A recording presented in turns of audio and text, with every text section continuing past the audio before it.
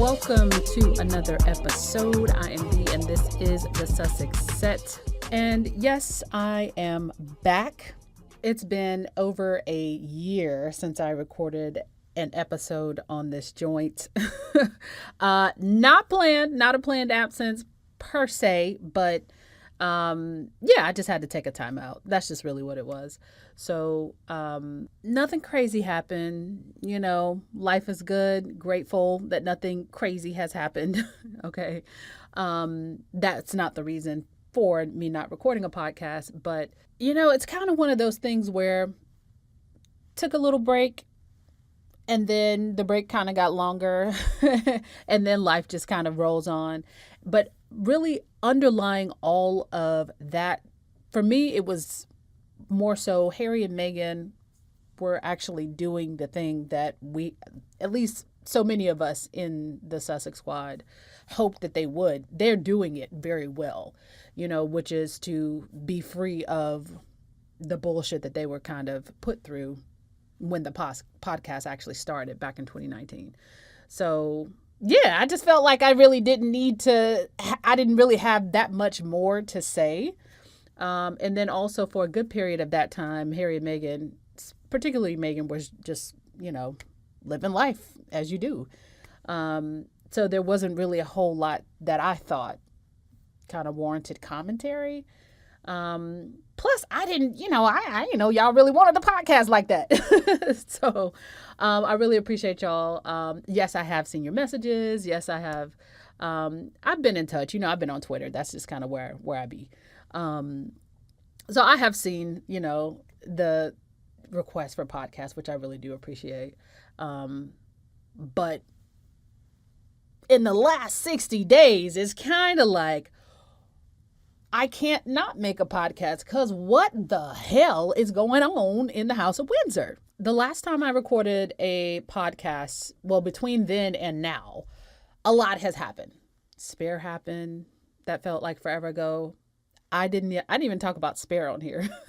Like I was so in that moment that I felt like Harry said everything that needed to be said. And I felt like that was a perfect bookend. But Spare happened. The crazy paparazzi chase in New York, that happened. We saw Meghan out and about, in so many different ways. We saw her at the Beyonce concert twice. The Invictus Games happened. Tons of other positive things have happened. They're just, again, living their life, doing what they said that they always wanted to do, only doing it together. I feel like more has happened in the last month than has happened in the last year. That's how crazy it has been. And I don't even really like to talk about Will and Kate like that. I don't even like to talk about the other royals like that. I find them boring. But I'm not the only one who finds them boring. Everybody else does too. That's why when you see a lot of the commentary around Will and Kate, for example, there's always this effort to tie in Harry and Meghan to get the clicks, to get the views. Like we've talked about this so many times, not just on this podcast, like on all of the podcasts, because it's so obvious. The Will and Kate story in the last month, the last 2 months, it's all them. It has nothing to do with Harry and Meghan, but I cannot take my eyes off of it. Just like everybody else. Just out of sheer curiosity, because again, what is happening? And now any attempts by the press or Harry and Meghan critics to somehow bring them into the conversation in any way, like it falls on deaf ears and it highlights to the common person, not even somebody who's a royal watcher, just how blatantly hypocritical they all have been. So that's been really good to see. But like in the last month or so, no, I'll say in the last 2 months, 2 to 3 months, when all of the announcements started coming out, it's almost like you can see like the individual bricks in the walls around the House of Windsor just crumbling, just one by one. Just a little crumble, like every single day. That wall just gets a little bit weaker, doesn't it? And if you're new here, just know that we said this was going to happen. years ago. Years ago, we said this was going to happen. Before the pandemic, we said that this was going to happen. Because as soon as Harry and Meghan were making moves to not be in England, to ensure their safety and the safety of their family, as soon as Meghan didn't come back from Thanksgiving before the pandemic, we have been saying that this type of shit was about to happen. The receipts are all there. They're all over Instagram. They're on Twitter. They're really on YouTube. Listen, this might be my first podcast in a year, but there's tons of content on my channel, on my YouTube channel. Just go back through all my old podcasts. Been saying it. Sussex Squad podcast. Been saying it. All Harry and Meghan had to do was just move on out the way. And now it's all eyes on them. Okay, so there was the press release from the palace that Charles is he's about to undergo treatment for cancer. Then on the same day, and probably I don't know if this is the same order, but on the same day, which is highly unusual, an announcement is made about Kate that she is having an abdominal surgery and she's going to be, it was planned, and she's going to be pretty much not in the public until after Easter. That statement in and of itself was very weird to so many people right away. First of all, if it's planned, why did you have to cancel your engagements? That's what everybody was saying. Also, and again, I'm not necessarily questioning whether or not she had a surgery. I have, but we don't know a whole lot. Like, that's the whole point. That's why there are so many questions, because they're just not giving a whole lot of information.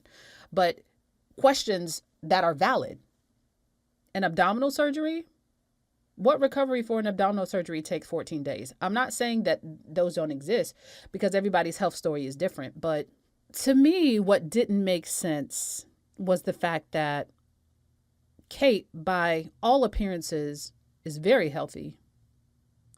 You know, they promote quite regularly, you know, how she was an athlete in college. She was on the road team. She's fit.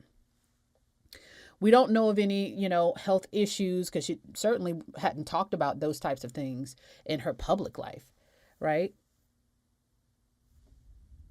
14 days to recover from, one would assume these days, because we're not living in the motherfucking 1700s. We would assume a laparoscopic surgery, which obviously is going to cut down on recovery time. Again, I don't know nobody's health history, but that just doesn't make sense. But not even that the recovery is 14 days, that she would be in the hospital for 10 to 14 days. Like, people have entire organs removed, abdominal organs removed, and they're in the hospital for 3 days max. Listen, I ain't no medical professional, but I know for somebody who is healthy, relatively young, fit, what is going to cause you to be in the hospital for 14 days after a surgery, after a laparoscopic surgery at that? When you had a baby, you was on the motherfucking steps of the hospital hours later. Multiple times. So it's just not making sense. People were asking questions, rightfully so, because they're not really giving a whole lot of information. And then the statement was deliberately opaque and almost like preemptively shutting down any questions that people were undoubtedly going to have. Like, Kensington Palace will therefore only provide updates on Her Royal Highness's progress when there's significant new information to share. And then, of course, the statement, which again, to me, especially in hindsight, is a little bit of a red flag, always invoking the children. You know, you notice that the Waleses invoke their children when they're trying to obscure something. Even now, as I'm recording this, there's talk of Louis's birthday coming up, and they're going to use that for something. Like, they're going to use that to ease her back in or something. I don't know. I have to go back and read it, but there's a lot of chatter about a picture that they're supposed to release on Lewis's birthday. And the whole debacle with the picture and the Photoshop, putting her kids right out there to say, oh, I'm just a mother, and happy Mother's Day. And that just coincidentally happened to be Mother's Day. But like always using the children to obscure something that might actually be going on behind the scenes. That's in the statement. And I quote, she hopes that the public will understand her desire to maintain as much normality for her children as possible. Her wish that her personal medical information remains private, which that I understand. But at the same time, the same people who are caping for Kate right now were demanding Meghan give her personal information out when she was pregnant and about to deliver Archie. And saying things like, who does she think she is to not follow royal tradition? To give us the pictures of the baby after she just gave birth. Like, there's just so much hypocrisy involved. So yeah, Kate's statement, or the statement about Kate, brought way more questions than the one about Charles. Probably just due to the age difference. Yeah, Charles is king, but he's also older, and, it's just entirely plausible. When you're in your 70s, things just start to happen health-wise a lot of times. It's just a big deal because he's the king. But the Kate thing, which also again happened to be on the same day as the Charles news, it just brought out so many more questions. But it wasn't even at a fever pitch at that point. Now, what I love about Sussex Squad is Sussex Squad stays on ready. Did y'all notice that? Like, so many questions were brought about,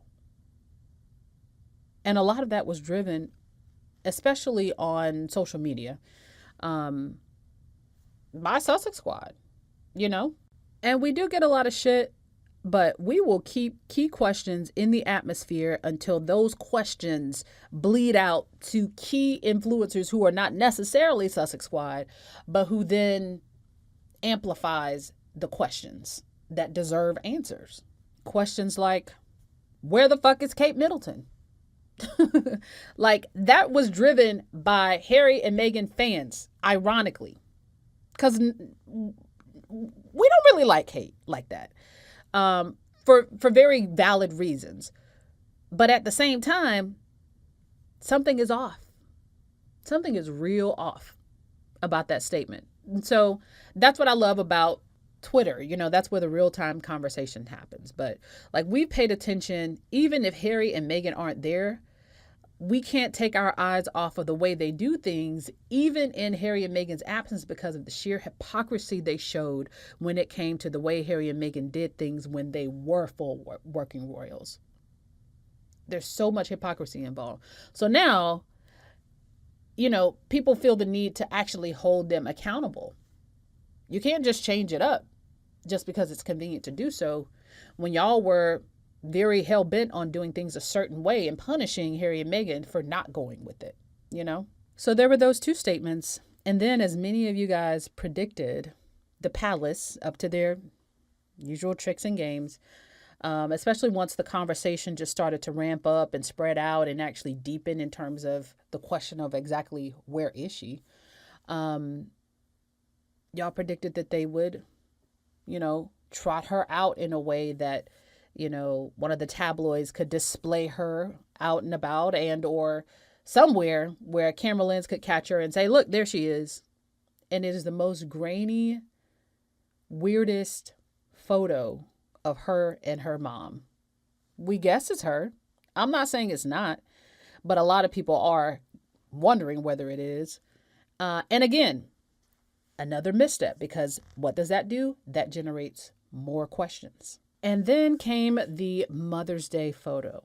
And can I just say that the fallout from the Mother's Day photo is especially delicious. Like, finger looking good. Because, again, trotting out the kids as a way to obscure some other fuckery that's probably happening behind the scenes. I never liked that about them. But aside from that, it is the way that they thought they had a home run when they tweeted that. They said, child, we got Kate and the kids, Will behind the camera, girl. We out here, we living life. The trees are green. They are treeing and everybody's smiling and laughing and hands everywhere. And it is because they were so terrible in the lead up to releasing that picture that as soon as the picture dropped, more questions. They think they're providing answers. They're only generating more questions for how they have handled everything up to that point. And I know it's a nest of vipers, right? But it's also like a castle of clowns, because who is running the comms here? Who decided that putting out a chopped and screwed photo was a good idea? Now, I gotta admit, when I first saw the photo, I didn't think nothing of it. I really didn't. I thought her head looked a little big, but I didn't think nothing of it. I thought, also her eyes look weird. Her eyes did look weird in the photo, but I got up and I started doing my day. Didn't care. Revisit the previous point when I said that I think that they're boring. Even though all of this has been fucking bananas, it's just another picture where they're trotting out their kids to me. But I thought her head looked a little big, but not enough to make me stop and zoom in, right? Never again. Anytime they release another photo, which they're probably going to be much more careful now, but I'm going to be zooming in because what the fuck? So the first that I saw of anybody inspecting the photo, sharing information about inconsistencies of the photo, was a non-squatty. It was just someone who was but was in media. I think a print journalist. They were like, this is a little bit weird. And it was Charlotte's sleeve. Could not believe my eyes because then that's the can of worms that has everybody stop in their tracks and say, and then again, considering the fact that this lady still hasn't been seen, not in a real way. I mean, yeah, there was the Carol and Kate Middleton photo in the car, but it was grainy. It was from a distance. It felt very manufactured. And again, generated way more questions than answers. It was not something that people were satisfied with. It made people stop what they were doing all around the world, focus their attention on this picture, and then just the magnitude of what that meant when millions of people are now zooming in and looking at every little detail, and collectively everybody's posting their findings on the fucking internet. People stopped what they were doing and said, what the fuck is happening right now? This is so uncharacteristic, specifically of Kate Middleton, to just fall off the face of the earth when she was one of the royals, especially in Harry and Meghan's absence, that was just trotted out there. She was the forefront. She was the person who was supposed to save the monarchy.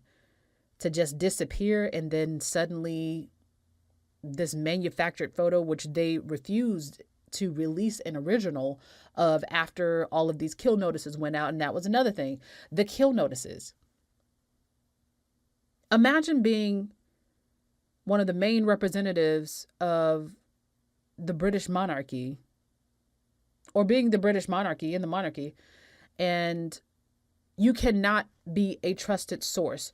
News organizations all over the world are saying, yeah, we don't trust you. Pull the shit right away. Go ahead and pull this photo. And all of our affiliates. We're not going to use it. We can't trust it. Instagram even has a banner over the photo or under the photo saying this image has been altered. And Kensington Palace is still refusing to release an original. And so that again generates a bigger question. Is there an original? Is there an original? So at this point, it's generating so many conspiracy theories because they refuse to put it to bed. Now, some people, speaking of conspiracy theories, some people think that aspect of it is deliberate because they're trying to, put Kate's name out there, prop her up because, she's the next to be the queen, or consort at least, along with William once he is the king. And they're trying to generate so much buzz around her because she doesn't do it on her own because she's so fucking boring. But, that's one way to do it because I can't say that that's not happening, right? But again, that's just like a conspiracy theory. But in trying to quell the questions, the palace has generated even more conspiracy theories. So it goes from being just questions about what people are seeing to now people feel compelled to answer those questions themselves. That's where conspiracy theories come up because they want to make it make sense because it doesn't make any goddamn on sense. None. So in them being silent, this is not a dignified silence, right? This is like a gamey silence. Like they're playing a game. People are wondering, okay, well, you're playing a game. We saw y'all playing games with Harry and Meghan. Are you playing games with Kate? Is she alive? Is she dead? You know what I mean? Asking these types of questions because there's so many questions and no answers. And the palace is not helpful at all, which is bonkers. Because, it needs to be emphasized that they could have easily deaded this whole entire thing. Even before the Mother's Day photo. But they have so much hubris that they didn't realize that their time was up. Because that photo itself was the nail in the coffin. Because when trusted news sources, neutral news sources, like not the tabloids, when they're comparing you to North Korea, you'd have lost. Yeah. Mm-hmm. The jig is up. And now everything that you release has to be questioned. Like it has never been before. Like not even with Diana, which is crazy. Because that was crazy. But now everybody is asking those questions. It's not just questions coming through certain channels. It's questions coming at you a mile a minute. And from every possible direction. I mean, Reuters, Instagram, Stephen Colbert, and the White House. And that's just to name a few. Like, they're all coming for your neck. And the only thing they can think to do is have Kate tweet out an apology. Oh, well, I'm an amateur photographer and I just like to Photoshop. Sorry. Hope you had a happy Mother's Day. Girl, what? Like, I'm not a Kate fan. I've established that. But they really threw her under the bus with that. Because I don't believe that she Photoshopped that photo. Somebody Photoshopped it. But I don't believe it was her. And again, they said Will took the picture. Wouldn't he be the one making the photo edits? So yeah, they, made her fall on the sword with that in hopes that it went away. But at the same time, this great moving in on Kensington Palace is still happening. And I have a theory as to why that is. And even as I speak, it's still happening. My theory on that is the Harry and Meghan fallout from the royal family and them leaving the royal family was so big. This was a conversation that was happening for a minimum of 2 years. Probably 3 years. And even though, royal watchers and Sussex fans were paying attention, knowing every detail and, shouting from the rooftops what's happening, to these people. Everybody else was kind of paying attention too. They might not have been paying as much attention, but they were watching. Your casual viewer might sit down one night and watch the Harry and Meghan documentary. That's why I'm so glad they put that out, because this fucking clumsy ass institution, are not going to be the one that goes on record to control my narrative. Listen, Meghan ain't no dummy. And neither is Harry. So they put out that documentary. Harry wrote Spare. Biggest selling memoir of all time right now, today. So that reached masses. So that gives a lot of context for people who ordinarily wouldn't even care to what is happening right now within the palace, specifically with Kensington Palace and the Waleses. Like, you don't have to be a Harry and Meghan fan to know that they were wronged. And so now it's almost like the monarchy has no one left that is worthy of respect. So say what you want about Elizabeth II. She held that shit together. She could hold that shit together in her sleep. And you see what happened as soon as she was not there. A great crumbling of the House of Windsor. Now, I'm not saying that the monarchy is going to end. It would be nice if it did, but it probably won't. But they'll never be viewed the way that they want it to be viewed. And it may as well be over, because you're not capturing the imagination of people the way you thought you would, the way you felt you were entitled to be able to do. You're not doing that because, like, you have made a fool of yourself too many times. It's uncomfortable at this point. And before I get into the conspiracy theories, because, yes, I'm going to go down that rabbit hole just a little bit, it was also theorized that Kensington Palace released the Kate and kids picture to try to step on Harry and Meghan a little bit, because Harry and Meghan are coming off this week of really positive publicity, really a good solid month of positive publicity over here in the States. They had the Whistler event, because that's where the Invictus Games is going to be next year. Meghan was on a panel at South by Southwest. You might have seen her talking a little bit about how she was bullied very cruelly when she was pregnant with both of her children. And then also through that miscarriage. She was there with Harry. Harry was showing support. She's, of course, continuing an ongoing relationship she has with some of the Uvalde families after that terrible school shooting. And it was just a week of really solid publicity for Harry and Meghan, which is not all that uncommon, because they are always just continually doing their own thing. But you have the sense that the palace is always competing with them, specifically William and Kate, because they expected Harry and Meghan to go off into the abyss once they left the royal fold. Nobody would care, and the opposite has happened. But they're trying to counter all of this negative publicity that they're having, and they're trying to, with the release of that picture, somehow make it a positive thing that they end on or land on. And it just completely backfired. And add to the fact that Harry and Meghan are not paying them the least bit of attention to begin with, just because they're not involved.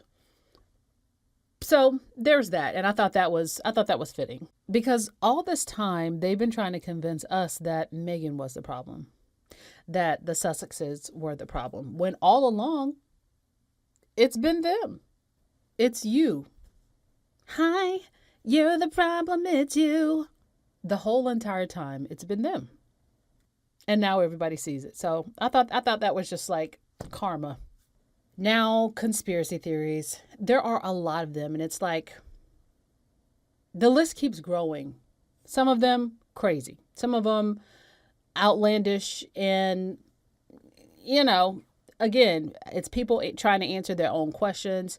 I'm not saying they're valid, but with so little information coming out of Kensington Palace, and you get the sense that they're trying to, again, ease a little bit more in terms of like clues of what's to come in the future. It still hasn't stopped people from theorizing of, what's actually going on, especially when you consider that so much has gone on within the family, between Charles, Kate, and of course Thomas Kingston, who is the son-in-law of Princess Michael of Kent, the lady you may remember wearing the blackamoor brooch when she met Meghan, and that was like a huge story back then. So he's dead, and that's not a conspiracy. He's dead. Okay, so it's been a lot happening, and he didn't just fall off a horse. He didn't, fall down a flight of stairs. Bro had head trauma, is what they're saying. So, and with a gun found nearby. Notice how the language is not exact, right? Was it homicide? Was it suicide? You know, we don't know because they don't give you any information. So again, he comes into some of these conspiracy theories. So first, and probably, the most widely spread conspiracy theory that I've seen is that Kate is also dead. I don't know that that's the case. Again, most people don't have the answers to some of these questions. It's hard to take at face value what the palace puts out when, again, the sheer number of kill notices and questions from legitimate news agencies have arisen. And everybody is, even CNN is saying, well, we're just going to have to second guess everything they put out because we can't trust it. We cannot trust it. So that includes the picture of Meghan, not Meghan, what's her name? Kate and Carol in the car. Do I believe that's Kate? Yeah, I believe that's Kate. I feel like it's her face structure. I'm not going to say that that's not her. But people were saying maybe it was Pippa. But for me, I don't think she is dead. For a while, I wondered. But I think the Middletons are carrying on pretty standard, and I think there would be clues there if Kate was no longer with us. All right. I don't think that's it. But given the history of this family, given the history of the monarchy, especially knowing what that monarchy does to women, let Meghan be the most recent example. This woman was legit suicidal. Nobody did anything to help her. I will always contend they wanted Meghan dead. They wanted her dead. But the disposability of women in that family does not stop with Meghan. It didn't begin with Meghan and it doesn't stop with Meghan. And I think if they wanted to dispose of Kate, they could. What makes it tricky, though, and I think what gives that specific conspiracy theory oxygen is the fact that we haven't seen Kate on video when she is, like I said, she has been the most public person within the royal family. We haven't seen her on video. Like, I get that she's, had a surgery or so you say and recovering and so, but you're saying that she's, taking the kids to school. You're saying that she does the cooking, so you can't produce like a 5-second video, only grainy stills. And then after the Photoshop photo with the kids, there was a picture of her and William in the car and her face is turned. Like, again, more questions than answers. You can't see any features of hers that you would recognize as Kate's. And when I saw that one, to me, it was just kind of like, okay, are they doing this on purpose? Because this is just like too many times in a row to be fumbling like this. And then I saw a video of, there's the very viral video or tweet of someone superimposing Kate's face from the Vogue cover over the Mother's Day photo and it being pretty much an exact match. And then with the picture of Will and Kate in the car where her face is facing the brick wall, there was a Christmas picture of Kate with a hat on that was superimposed over that picture. And it was pretty much the same exact outline. So again, that's very peculiar. And I think another thing that for me stuck out was that the timeline of her return kept changing. First it was 10 to 14 days, and then she's coming back after Easter. And then I saw something that said it could take her 9 months to recover, which kind of, it's like, whoa, that's a big jump.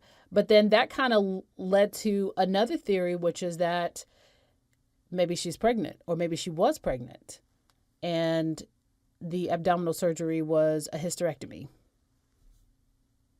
Again, we don't have enough information. We just don't have enough information. But I guess when the palace is very silent, again, understandably, they don't want specifically like someone's medical information being out there because that's pretty standard. It's not really anybody else's business what someone's medical history and goings on are, it's still kind of weird to not say exactly what's going on when you're talking about like a public figure. When a president of the United States, which I get, Kate is not a monarch. She's not even married to a monarch. I feel like we have more information with Charles than we do with Kate. But like, for example, when a president of the United States is sick or hospitalized or whatever, we get the fucking information. You know what I'm saying? We get the information and it's broadcast all around the news. We get the info, So it's very murky, right? I don't think that she was pregnant. I don't know that she wasn't, though. Another theory I've heard is that she was in, or could have been in, a relationship with Thomas Kingston. I think he was like 45 or something like that, but he actually dated Pippa previously. So she knew him. It wasn't like, oh, you just happen to be married to somebody in the same family that I'm married into. No, they knew each other. You can kind of say that possibly, but again, this is where I'm saying I'm going down a little bit of a rabbit hole because I'm not really one to, do a whole lot of conspiracy theories. These are just ones that I'm seeing floated around, but I just think that the timing of a lot of what has gone on just in the last 60 days has been just strange, if not, coincidental. It's just been a lot. Consider the fact, again, that Thomas Kingston he died in a very traumatic way. Whatever that means. Again, whether suicide, whether homicide. Not a whole lot was said about that. That was put to bed in the press pretty quickly. All right. Stranger things have happened in this family. I'm just telling you, it's in the history books. But what was strange about him dying was the fact that around the same time there was the memorial for King Constantine. You may remember Andrew kind of leading the pack. He's back now, apparently. And Charles wasn't there. Obviously, he's undergoing treatment. But William was a no-show. William was supposed to be there. He was not there. But they made sure to say that just randomly, that it didn't have anything to do with the Thomas Kingston death. Randomly, just throwing that connection there. Nobody asked. But now you kind of make people wonder, right? And then, of course, saying, oh, well, I'm just worried. He's just worried about his wife. Okay. So that was strange. That was when I first thought, well, maybe. Maybe there was something that was going on between, again, purely speculation. I do want to say that.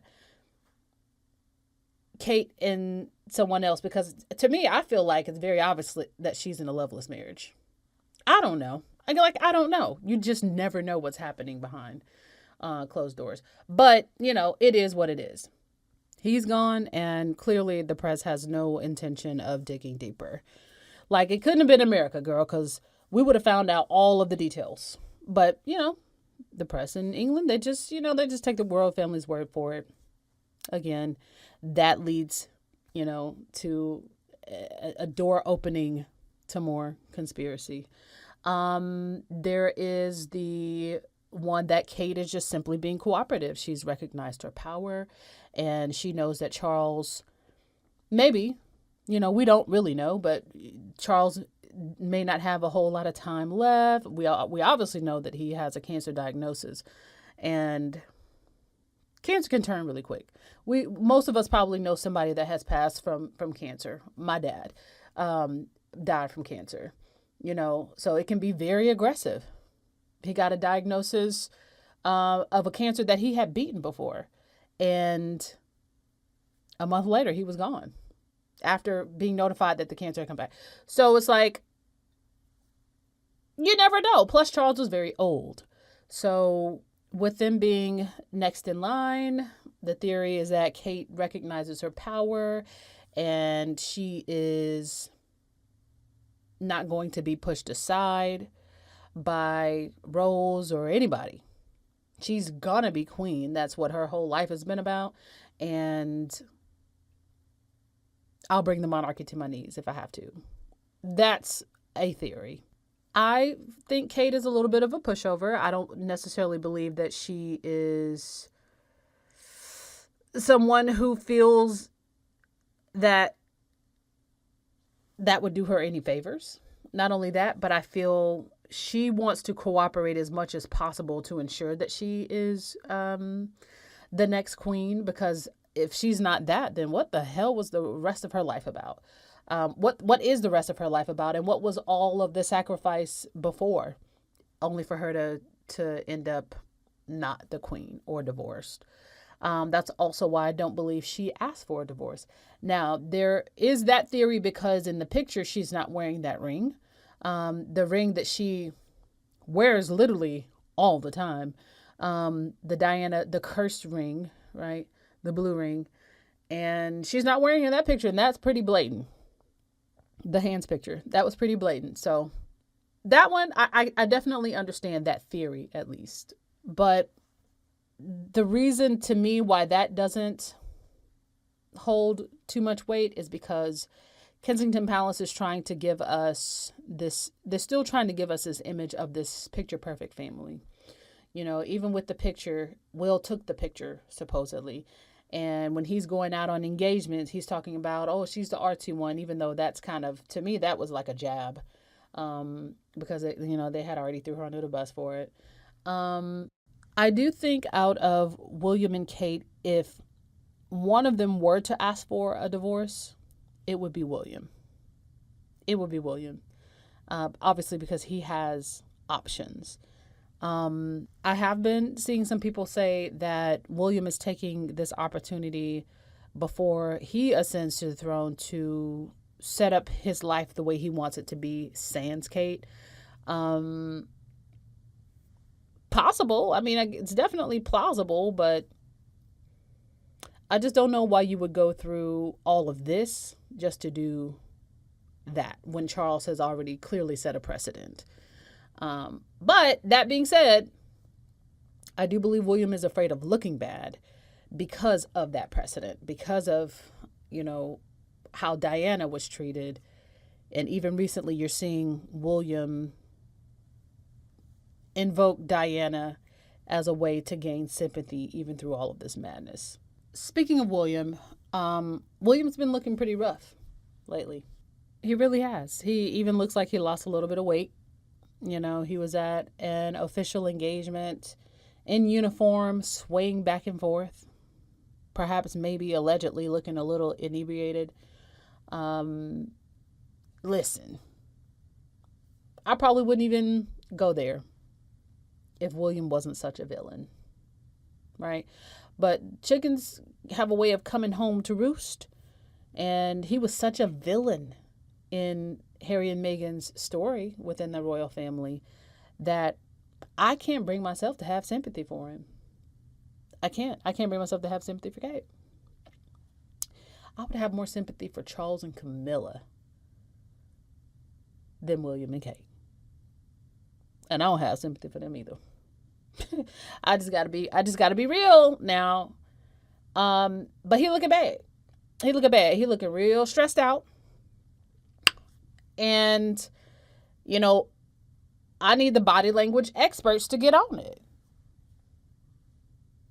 Because they, you couldn't find a story that didn't have a body language expert when it came to Harry and Meghan, specifically Meghan. So we need y'all. We need y'all services. Another theory, and this is touchy, is that I've seen some people say that maybe William assaulted Kate and put her in the hospital. That, again, touchy, very touchy. I don't think that's the case. But at the same time, what was one of the more common refrains that you hear about William rage, right? There's so many stories. And again, this is where karma comes around, because when you try to put out this narrative that you're a tough guy, everybody calls him incandescent with rage, because that's like a phrase that has been recycled by folks in the press over there. Makes you wonder, if he is always so full of rage, then why wouldn't he haul off and hit somebody? Again, I'm not saying that this happened. I'm saying this is what people theorize. And again, that's because of their silence. They could easily dead the whole thing, but they don't. Again, very touchy. I'm not saying that that's what I believe happened. I'm saying that's what a lot of people are saying that they think happened. Also, in terms of the hospitalization, I know that, December 8th? At Sandringham, they rushed to the hospital. There are tweets of people in the local area saying they saw Will's car in the convoy that was taking her to the hospital. Like, what causes someone to suddenly have to be rushed to the hospital just out of nowhere when days before they look happy and healthy? Just saying.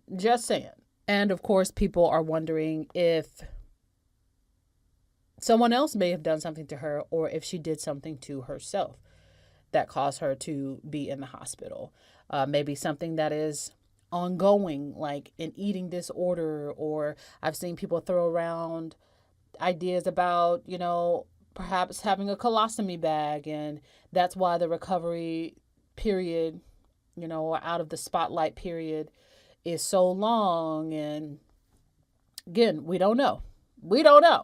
So I guess that's plausible, but we do know they're flailing. And I want to reemphasize that this is of their own making. This is different from, people living their lives and suddenly millions of people are drumming up theories about people just doing whatever they do on a daily basis. Theories that make no sense and have no basis in fact. That's what they did to Harry and Meghan. There were a lot of theories about Meghan's, the way she behaved herself in the royal family, the way the Sussexes behaved themselves in the royal family. There were bots that were deployed, I believe, allegedly, by Kensington Palace that were questioning Meghan's pregnancy when Meghan was just out here trying to do her best for the royal family. In this case, the palace is lying to your face about what you're seeing. They're literally lying to you. So with that, most times you lie, and then this is an institution lying, not an individual. This is an entire institution lying. Most time when you lie, you're lying in order to cover up a truth. That's what people are trying to get at. They're trying to actually get the truth. Now, part of me believes the truth, the real truth of whatever is going on, because when you got royal reporters saying, well, why don't they just come clean about whatever's going on? That's a big red flag, because something is going on. We just don't know what it is. That is way different from cruel conspiracy theories about an innocent woman just trying to live her life. This is something different. And even with that, you still have people and institutions that are working on behalf of the palace, on behalf of the royal family, William and Kate, on Twitter, on television, trying to bring Harry and Meghan into it somehow by saying, oh, but they Photoshopped too. No, they don't. And this is how nasty this industry is. One of the things that I saw circulating was the Christmas picture. And this is why Harry and Meghan don't share pictures of their kids no more. They're the total opposite of Will and Kate, which I totally respect. I don't think anybody should have to, share photos of their kids. But there was one picture where Archie is in front of the camera or in the foreground and Harry and Meghan are in the background. And in the original card that they released, it was kind of like a GIF. Harry and Meghan were blurred because they were in the background. Archie's face was more focused because he was crawling on the floor, and it was taken by Meghan's friend. One of the derangers, which is, if you're new here, this is what we call William and Kate fans, royalists. They photoshopped the image of Meghan's face only, making her face in focus, as well as Archie, and leaving Harry's face blurry. And they put this image out, circulating it, saying, Meghan is so self-centered. Look at the narcissist. She just has to be in focus. And, you know, some royal reporters, they latched on to that at that time. This was like 2 or 3 years ago. No, probably longer than that. As if it was true, and it wasn't. It was something that was completely made up online. That's another thing that's been circulating in this last couple of days, trying to divert attention away from Will and Kate and their big blunder. I've seen tabloids circulating the same image. It's like they do anything to trash Harry and Meghan, even when they're not even involved.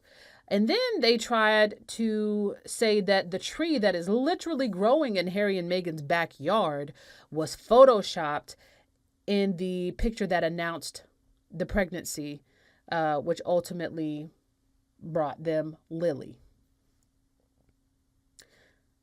Crazy, right? So Misan Harriman, the photographer, this was in the middle of the pandemic, who took this picture on his iPad, released the original photo, because that's what you do when you're accused of faking an image. He said the only thing that changed was a color grade. Now, the bright side, if you can call it that, is that we got this beautiful image that is in full color, because this man has been forced to, not forced, but of course you're not going to do him. You can do a lot of things, but you won't do me, is what Misan Harriman said, because he's a professional, right? He said the only thing that changed was the color grade. Here's the receipts. Here you go. You know? And so then now it's back on Kensington Palace. Where the fuck is your original? But they continue to try to bring Harry and Meghan into it. You can't downgrade these people who do things correctly from the start, because that's in their character. They have nothing to hide. They have nothing to prove. It's all on you, boo. They don't surround themselves with seedy characters, and they consult professionals when it comes to their image. Why Kensington Palace doesn't do that, I don't know. And it is the gall of these same people to say that Meghan should come out in support of Kate because Kate's being bullied. It's the hypocrisy for me, and I hope Meghan continues to do exactly what she's done up to this point, which is to say absolutely nothing. So I have a few takeaways just from the whole entire debacle. This is not so much my takeaway. It's just a well-known fact that this whole entire thing that happened with Harry and Meghan, starting with the negative publicity that Harry and Meghan began to get, especially Meghan, after the Oceania tour. This was all an effort to cover up an affair that William allegedly had with Rose Hanbury. Okay, the Marchioness of, as Stephen Colbert says, Cholmondeley, or Chumley Girl. Yeah. So this whole entire thing, this whole entire need for an exit by the Sussexes from the royal family, it started as a cover-up. William didn't want his good boy image to be sullied by the idea that he's basically his daddy's son. So let me start there with William. William is a terrible person. He's a cruddy character. He is god awful. And as much as I dislike Charles and Camilla, they are pros at what they do. And you notice how they've been keeping quiet and letting the Waleses eat every bit of controversy they're getting? Yes, of course, Charles is fighting his own battles. I, for one, don't think that he has, again, a lot of time left. We don't know. That's also speculation. But I do know Harry jetted over there suddenly. Even if he only spent 45 minutes, he went. He dropped everything and he went. So consider that. But even with all of that going on with them, we're still seeing more of Charles than we are of Kate. Aren't we? So they're handling business as they should, I guess, as king and queen. But if I'm English, if I'm in the UK, if I'm in the Commonwealth, but specifically, in the UK, girl, I don't have no assurances that once Charles is done, that the monarchy is in good hands. I just don't. I don't. It looks like it's going to be in the hands of a man baby who can't even run his own household. Charles, on the other hand, he already has a kingship. He has nothing to lose. And it's the fact that his house isn't really coming to the aid of William's house, which is so stunning when you remember that they're father and son. So to me, that's evidence of the fact that those two houses had or maybe are still warring. I don't know. But I know when the Queen was alive, there was a lot of back and forth between Clarence House and Kensington Palace. And you could see it play out in the tabloids because they were informing on each other because, again, Harry and Meghan were out of the way. Now, again, we don't know for sure what all is happening behind closed doors that brought about the whole entire crisis that they're experiencing right now. But we know that that man hates his wife. At least that's what I believe. And this is very well documented all over Twitter, all over YouTube, even all over TikTok. And it is my belief that he does not want to be married. He has such disdain and resentment for his wife, and it is so evident. Just go back and look. Please, please. There's just so many videos. Let me just give you an example. There was a Top Gun premiere in England, and this is the one, I think, where William is wearing the airplanes on his shoes, and Tom Cruise is there. Tom Cruise had so much more regard for Kate as a woman on the red carpet than William has had any time that I have seen him with her.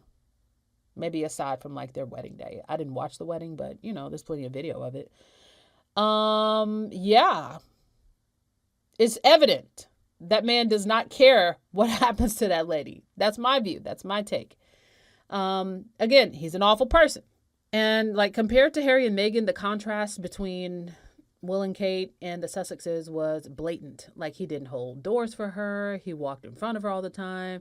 He left her in places and conversations and he just moved on to the next. He wasn't helping her downstairs, rolling his eyes when she's speaking, just almost like wincing and cringing when she's speaking, which, I kind of get that because what the fuck does she be saying?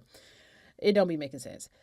But still, you should be like you're supposed to be one of the people who is so well media trained that doesn't show on your face. He cannot hide it. So all the signs are there. But as time goes on, it's just more and more painful to watch. I also believe that another thing that drove the awful treatment of Harry and Meghan was that William saw that Harry had everything he has ever wanted, specifically freedom. But he had this marriage where not only does he love his wife, but he's defending his wife. And William didn't like that Harry chose his wife over the monarchy. Didn't like that Harry chose his wife and his own life, essentially, the life that he was building for himself, over the idea of throwing his wife under the bus, which William, he ain't got no problem doing to his own wife. Throwing his wife under the bus in order to cover for William in the affair that he had or was having with Rose Hambury. Now, for those who don't know, this was a story back in 2019. It hit the tabloids. I want to say it was The Sun. And this was all in the midst of the negative stories that began to just hit like back after back after back against Meghan, and who was pregnant at the time, mind you. So they're part of this set called the Turnip Toffs. You know, they have a house in the country somewhere. Rose, who's a Marchioness of Cholmondeley, or whatever, is married to the Marquis, I guess. Is that what it is? And they have the premier house, okay, in the country, and Houghton Hall, and that's where she lives. And there's a whole Instagram or whatever. And Kate was supposedly kicking her out of the friend group. That was in the story. And after that came out, of course, Kensington Palace comes out very strong against it. And then William is speaking through his lawyer, talking about his human rights are being violated. And that was years ago. And when that article came out years ago, it clicked for Sussex Squad years ago. You understand? That's what the Meghan abuse was all about. And that's what it's just been. It's been a constant distraction from trying to tie William to an affair, you know, where he's cheating on the supposed, you know, woman who's supposed to save the monarchy, Kate. And it made sense why Harry and Meghan wanted to get away from Kensington Palace.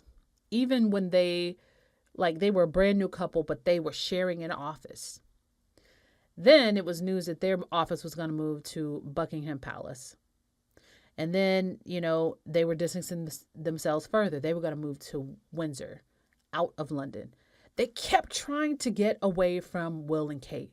They kept trying to get away from Kensington Palace because William, and this is described in Harry's book, William was the bully in that whole entire situation. And he was trying to make Harry comply with the lie that he was a good guy, that he was faithful. He just didn't want that to come out. And then look, all this time later, it still got out. It got out to where Stephen freaking Colbert is talking about it. And not just the affair, but like a possible pregnancy between William and Rose. Yeah, maybe in jest. But maybe there's some truth underneath there.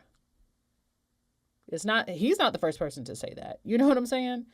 So that's how terrible of a person William is. Another takeaway that I have is Kate is also an awful person. Now, when it comes to Kate, especially in the last 2 months, there were moments where I almost felt sorry for her.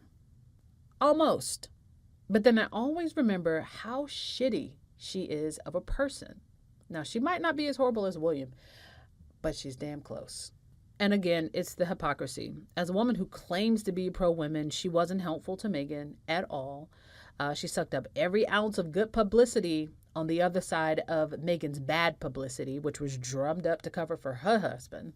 Other things, when Meghan was stuck there when the Queen died, after they had this, again, great moment of publicity, you know, in Dusseldorf, promoting the Invictus Games, and the Queen just happened to die while they were in England. What did Kate do? She positioned herself as the constant victim, saying the walkabout between the two couples was the hardest thing she's ever had to do. You know, when Meghan was the one who looked like the deer in the headlights. Even just yesterday, I saw retweeted a video where Kate kind of, you could say, tried to intimidate Meghan in the way that she stepped toward her. It was just a moment, and you will miss it if you don't see it. But to me, that video never sat right with me. Never did. Never did. But again, she was positioned as the victim. Oh, I can't bring myself, but it was the hardest thing I had to do, but I did it for the Queen. Fuck out of here. Again, outside of the petty stuff, though, she knew Meghan was being bullied. And she led a story positioning herself as the victim ride for 3 years. That story being Meghan made Kate cry. 3 years. You have to be a horrible person to do that. You know, Meghan showed her way more grace than I thought she deserved in that Oprah interview. And Harry talked about it in further detail in Spare. Kate wasn't showing up for fittings. You know, it was like she was trying to sabotage the fucking wedding before it happened. And she showed up wearing white to Meghan's wedding.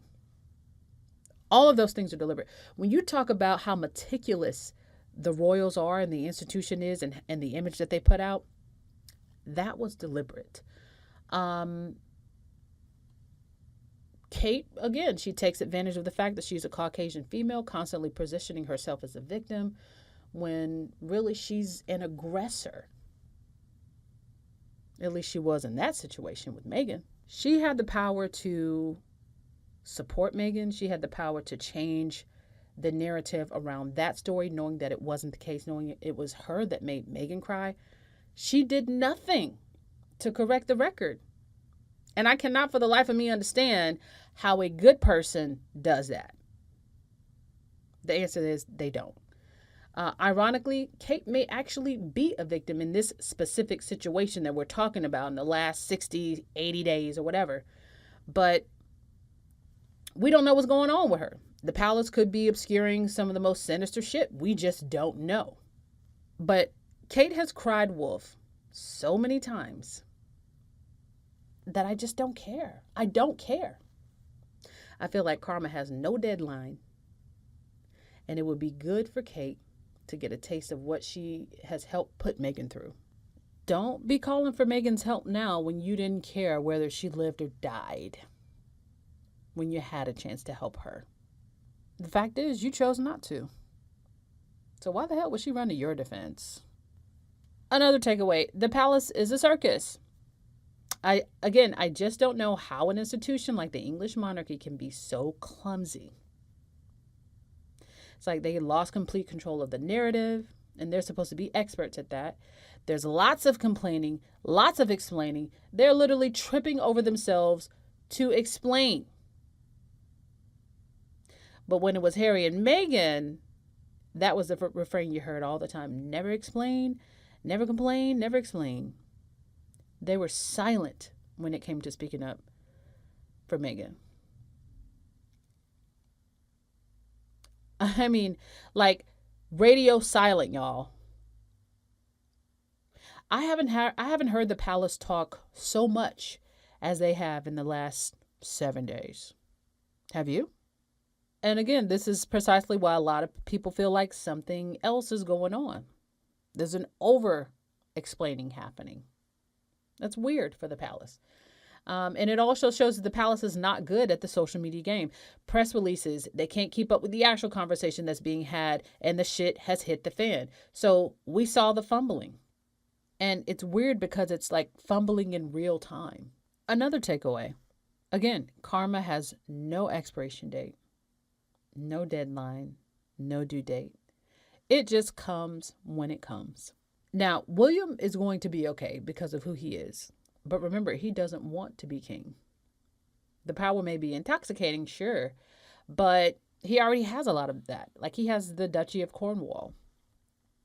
What's a kingdom? You know, when you have $1 billion duchy. Like it's all just shit that you didn't earn. And Harry might not have half of the monetary wealth that William has. But just know that William would give his left arm to be where Harry is now. Which is to say that Harry has the freedom and peace of mind that allows him to be able to sleep at night. William is stuck in an institution where he has to allegedly hide his wife.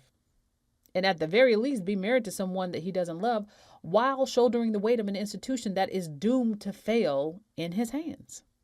William threw his brother under the bus and expected Harry to either leave his wife or sacrifice her in order to keep, William's misdeeds from going public. And they went public anyway.